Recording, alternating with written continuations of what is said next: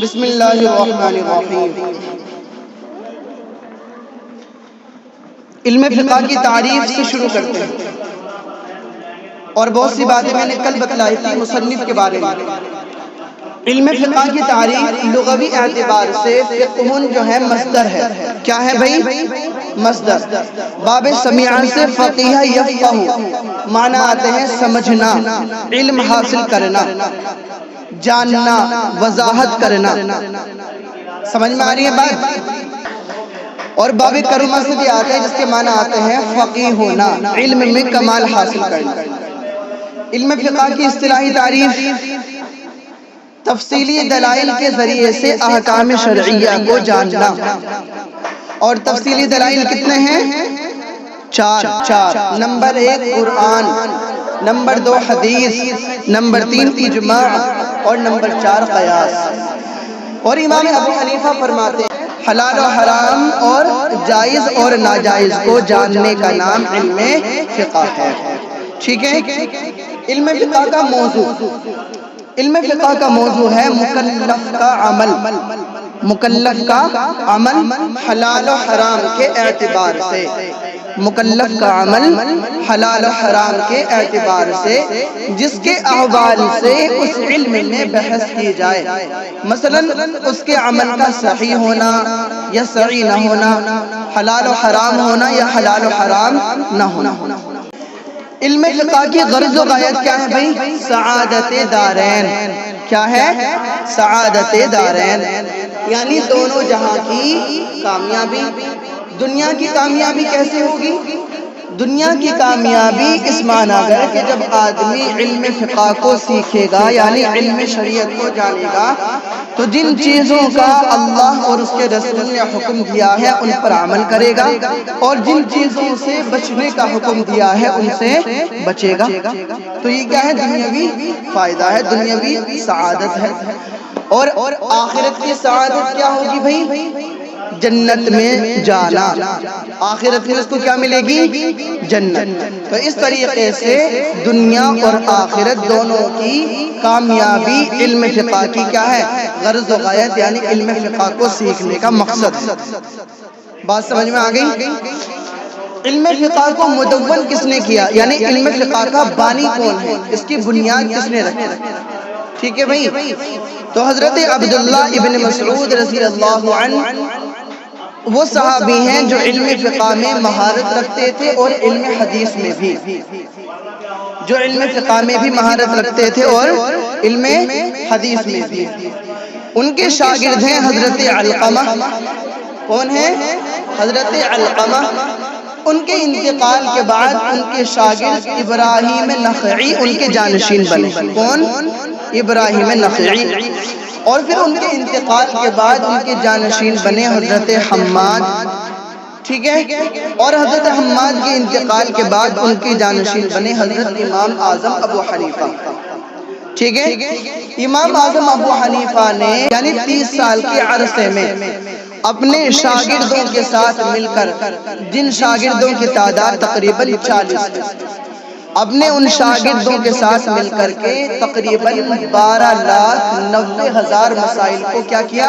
مرتب کیا۔ کتنے مسائل؟ 12,90,000 مسائل کو مرتب کیا۔ اس کے بعد آپ یہ بات اور یاد کر لیں کہ بڑے امام کتنے ہیں؟ 4۔ کتنے ہیں بھائی بڑے امام؟ 4۔ چاروں کے نام یاد کر لیں۔ سب سے پہلے حضرت امام اعظم ابو حنیفہ۔ کیا نام ہے؟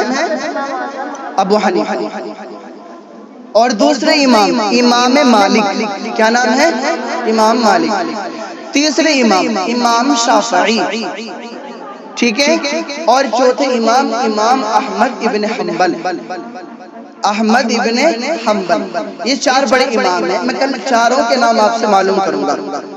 سمجھ میں آ رہی بات؟ علم فقہ کی چند اصطلاحات۔ دیکھو علم فقہ کی کچھ اصطلاح ہیں جن کو میں آپ کو مختصر انداز میں اگر بتلاؤں تو علم فقہ کی 6 اصطلاح ہیں۔ 6 اصطلاح: فرض، واجب، سنت، مستحب، حرام اور مکروہ۔ ٹھیک ہے؟ فرض کس کو کہتے ہیں؟ جو قرآن و حدیث یا صرف قرآن یا صرف احادیث مشہورہ احادیث متواترہ سے کیا ہو ثابت ہو، اس کو کیا کہتے ہیں بھائی؟ فرض کہتے ہیں۔ اور اس کا حکم کیا ہے؟ فرض کا حکم ہے کہ فرض کا انکار کرنے والا کافر ہے، فرض کا انکار کرنے والا کافر ہے، اور فرض کو چھوڑنے والا گنہگار ہوگا۔ فرض کی دو قسمیں ہیں، فرض کی کتنی قسمیں ہیں؟ دو۔ نمبر ایک فرض عین اور نمبر دو فرض کفایہ۔ کیا ہے بھائی؟ فرض عین اور فرض کفایہ۔ فرض عین کس کو کہتے ہیں؟ فرض عین کہتے ہیں جس کام کا کرنا ہر ایک پر لازم اور ضروری ہو، جس کام کا کرنا ہر ایک پر لازم اور ضروری ہو، اس کو کہتے ہیں فرض عین۔ جیسے مثال سے سمجھ لو، جیسے نماز پڑھنا، جیسے نماز پڑھنا، تو نماز پڑھنا ہر آدمی پر فرض ہے کہ نہیں؟ سب کو برابر طریقے سے نماز پڑھنی پڑے گی، یعنی جب اس پر نماز فرض ہو جائے، اور کس پر نماز فرض ہے؟ ہر عاقل بالغ مسلمان مرد عورت پر نماز پڑھنا فرض ہے، ٹھیک ہے؟ تو جب اس پر نماز فرض ہو جائے تو اس کو ہر صورت میں نماز کو پڑھنا پڑے گا، تو نماز کیا ہوئی؟ فرض عین۔ فرض کفایہ کس کو کہتے ہیں؟ کہ اگر کچھ آدمی بھی اس کام کو انجام دے لیں تو عوام باقی لوگ گناہ سے بچ جائیں گے۔ جیسے مثال سمجھ لو، جیسے نماز جنازہ، جیسے نماز جنازہ۔ نماز جنازہ ایک ایسی نماز ہے کہ سب کے سب آدمی پر فرض نہیں ہے، ٹھیک ہے؟ یعنی اگر سب کے سب پڑھ لیں اچھی بات ہے، لیکن اگر کچھ لوگ بھی پڑھ لیں تو باقی اور جن لوگوں نے نماز نہیں پڑھی وہ گنہگار نہیں ہوں گے، وہ گناہ سے بچ جائیں گے۔ بات سمجھ میں آ گئی؟ تو یہ ہوگی فرض کی تفصیل۔ دوبارہ سے ایک بار سن لو، فرض کہتے ہیں اس حکم کو جو قرآن و حدیث سے یا صرف قرآن سے یا صرف احادیث متواترہ سے ثابت ہو، اس کا انکار کرنے والا کافر ہے اور اس کو چھوڑنے والا فاسق و گنہگار ہے۔ فرض کی دو قسمیں ہیں، فرض عین اور فرض کفایہ۔ فرض عین جس کا کرنا ہر ایک پر لازم اور ضروری ہو، جیسے 5 وقت نمازیں، ٹھیک ہے؟ اور فرض کفایہ وہ کہ کچھ لوگوں کے ادا کر دینے سے باقی کے لوگ بھی گناہ سے بچ جائے، جیسے نماز جنازہ۔ سمجھ میں آ گئی بات؟ اس کے بعد ہم بات کرتے ہیں سنت کی۔ سنت کسے کہتے ہیں؟ سنت کہتے ہیں اس کام کو جسے رسول کریم صلی اللہ علیہ وسلم نے کیا ہو اور لوگوں کو کرنے کا حکم بھی دیا ہو، ٹھیک ہے؟ جس کو اللہ کے نبی نے بھی کیا ہو خود بھی اور صحابہ کو بھی کرنے کا حکم دیا ہو، اس کو کیا کہتے ہیں بھائی؟ سنت کہتے ہیں۔ سنت کی بھی دو قسمیں ہیں، سنت کی بھی کتنی قسمیں ہیں؟ دو، سنت مؤکدہ اور سنت غیر مؤکدہ۔ سنت مؤکدہ کسے کہتے ہیں؟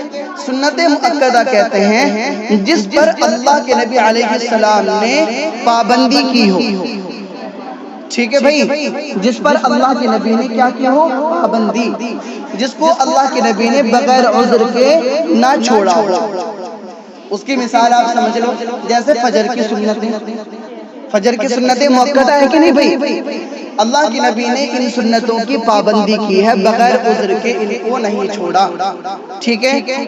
سنت غیر مؤکدہ وہ سنتیں کہلاتی ہیں جن کو اللہ کے نبی نے بغیر عذر کے چھوڑ دیا ہو، جن کو اللہ کے نبی نے بغیر عذر کے بھی چھوڑ دیا ہو، جیسے عصر سے پہلے کی 4 سنتیں، عصر سے پہلے کی 4 سنتیں، ایسے ہی عشاء سے پہلے کی 4 سنتیں۔ تو اللہ کے نبی علیہ السلام نے کبھی ان کو پڑھ لیا اور کبھی ان کو چھوڑ دیا، ہے کہ نہیں بھائی؟ اب ان کا حکم بھی سن لے سنت کا۔ سنت کا حکم یہ ہے کہ سنت پر عمل کرنا باعث ثواب ہے، لیکن سنت مؤکدہ کو ترک کرنا گناہ ہے۔ جو سنت مؤکدہ ہے ان کو جان بوجھ کر کے ترک کرنا، جان بوجھ کر چھوڑ دینا کیا ہے؟ گناہ ہے۔ تیسری چیز ہم آتے ہیں واجب پر۔ واجب کس کو کہتے ہیں؟ واجب کہتے ہیں اللہ تعالیٰ کا وہ حکم جو دلیل ظنی سے ثابت ہے، اللہ کا وہ حکم جو دلیل ظنی سے ثابت ہو. دلیل ظنی کا مطلب خبر واحد یا قیاس سے، خبر واحد یا قیاس سے ثابت ہو. اس کو کیا کہتے ہیں بھائی؟ واجب. واجب کا حکم بھی سن لو. واجب کا انکار کرنے والا بھی گنہگار اور واجب کو چھوڑنے والا بھی گنہگار. اور یہ واجب جو ہے فرض کے برابر ہوتا ہے. واجب فرض کے برابر ہوتا ہے. فرق فرض اور واجب میں اتنا ہے کہ فرض کا انکار کرنے والا تو کافر ہے. فرض کا انکار کرنے والا کیا ہے بھائی؟ کافر ہے. لیکن واجب کا انکار کرنے والا کافر نہیں بلکہ فاسق یعنی گنہگار. ٹھیک ہے نا؟ البتہ عمل کے اعتبار سے جیسے فرض پر عمل کرنا ضروری ہے ایسے ہی واجب پر بھی عمل کرنا ضروری ہے. مثال سمجھ لو، جیسے وتر کی نماز واجب ہے کہ نہیں بھائی؟ تو اگر آپ کی فرض نماز چھوٹ جاتی ہے تو آپ جیسے فرض نماز کی قضا کرتے ہیں تو ایسے ہی اگر آپ کی وتر نماز بھی جو کہ واجب ہے اگر وہ بھی چھوٹ جائے تو آپ وتر نماز کی بھی قضا کریں گے یا نہیں کریں گے؟ تو عمل کے اعتبار سے فرض اور واجب برابر ہوئے کہ نہیں بھائی؟ فرض کی بھی قضا کرنی پڑ رہی ہے اور واجب کی بھی، ہے نا؟ تو اس لیے عمل کے اعتبار سے فرض اور واجب دونوں برابر ہے. فرق صرف اتنا ہے کہ فرض کا انکار اگر کوئی کر دے گا تو وہ کافر ہو جائے گا. جیسے نماز فرض ہے، اگر کوئی یہ کہہ دے کہ نماز فرض نہیں ہے تو کیا ہو جائے گا؟ اس کا ایمان ختم. ٹھیک ہے؟ اور واجب کا انکار کرنے سے آدمی کافر نہیں ہوتا بلکہ گنہگار ہوتا ہے. سمجھ میں آگے بھائی؟ اب ہم آتے ہیں، تین چیزیں ہو گئی، فرض، سنت اور واجب. چوتھی چیز ہے مستحب. چوتھی چیز ہے مستحب. مستحب کس کو کہتے ہیں؟ مستحب کا مطلب ہے کہ جس کام کے کرنے پر آپ کو ثواب ملے اور نہ کرنے پر کوئی گناہ نہ ملے.